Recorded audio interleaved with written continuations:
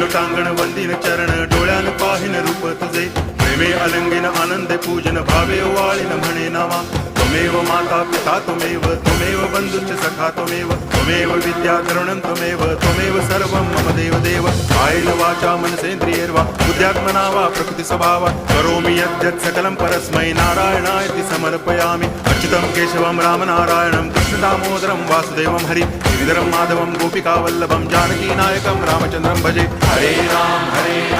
Ram Ram Hare Hare Hare Krishna